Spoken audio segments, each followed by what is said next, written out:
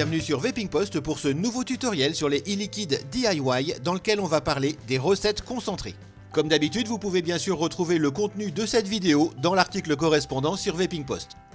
On a vu dans les précédents tutoriels sur le DIY comment faire sa base, éventuellement comment lui rajouter de la nicotine.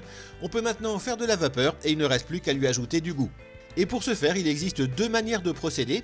Soit on utilise des arômes simples comme pomme, menthe ou vanille que l'on peut utiliser soit seul, soit mélangés. Et on en parlera dans un autre tutoriel consacré à la création des recettes. Soit on achète une recette concentrée dans laquelle les arômes sont déjà mélangés dans des proportions qui sont gustativement harmonieuses. Il s'agit bien de recettes puisqu'elles mélangent différents arômes et elles sont concentrées, donc prévues pour être diluées dans une base. Certains liquides existent d'ailleurs en version prête à vaper ainsi qu'en recette concentrée pour le DIY. Il s'agit finalement de la même chose, à ce détail important près que dans le second cas, le concentré, vous faites vous-même le mélange base-arôme alors que dans le premier cas, c'est le fabricant qui l'a déjà fait pour vous. Le DIY est particulièrement facile à réaliser quand on utilise une recette concentrée, on va le voir tout à l'heure. Il est également particulièrement avantageux pour le portefeuille et vous pouvez faire le calcul rapide du coût de revient d'une bouteille réalisée en DIY avec une recette concentrée. Et on peut prendre un exemple concret pour illustrer ça avec des prix tirés d'un site en ligne. Le prix du e-liquide prêt à vaper est de 6,50 € les 10 ml. Et pour le même liquide, mais cette fois en concentré DIY, le concentré à diluer à 10% revient à 7,90 € les 10 ml, soit 0,79 € le millilitre. La base DIY en 125 ml coûte 3 €, soit 0,024 € le millilitre.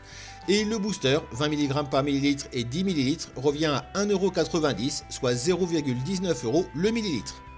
Pour faire 100 ml de liquide en 12 mg par millilitre de nicotine, on va utiliser 6 boosters, 30 ml de base et 10 ml de concentré pour un coût total de 20,02 € les 100 ml, soit moins du tiers des 65 € que coûtent les 10 bouteilles de e-liquide correspondants. Le calcul est encore plus avantageux si on vape avec moins de nicotine. Si on refait le calcul précédent avec un liquide en 3 mg par millilitre de nicotine, les 100 ml en DIY reviennent à 12,55 € seulement. La différence est vraiment nette par rapport aux 12 mg par millilitre et on est cette fois à moins de 20% du prix du e-liquide prêt à vaper.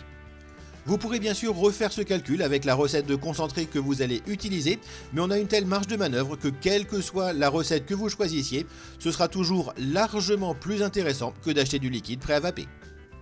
Faire son liquide DIY avec une recette concentrée est tout ce qu'il y a de plus simple. Le fabricant de la recette indique le dosage en pourcentage du concentré. Il suffit de diluer le concentré dans cette proportion avec la base. Par exemple, si le concentré se dilue à 10% et que vous souhaitez faire 200 ml de liquide, vous mélangez 10% de concentré, soit 20 ml, avec 90% de base, 180 ml dans cet exemple. La grande question reste justement le dosage du concentré. On a vu dans le tutoriel sur les bases, plus on a de glycérine végétale dans la base, moins les arômes sont présents. C'est vrai à dosage d'arômes égal et il faut donc doser davantage les concentrés quand on a plus de glycérine végétale dans sa base. Les fabricants les plus diligents indiquent soit une fourchette de dosage, par exemple de 10 à 15%, soit, et c'est encore mieux, le dosage de concentré en fonction de la base. Par exemple, 12% de concentré dans une base à 70-30, 15% dans une base 50-50 et 18% dans une base 30-70. Quoi qu'il en soit, ne perdez pas de vue qu'un des gros avantages du DIY est de pouvoir moduler votre liquide en fonction de vos goûts et tous les dosages, qu'ils soient indiqués sur une étiquette ou qu'ils vous soient conseillés, ne sont jamais qu'indicatifs. Vous les modifierez probablement en fonction de vos préférences personnelles et de votre expérience. Évitez quoi qu'il arrive de surconcentrer massivement les arômes car moins il y a d'arômes dans l'absolu, plus la vape est saine.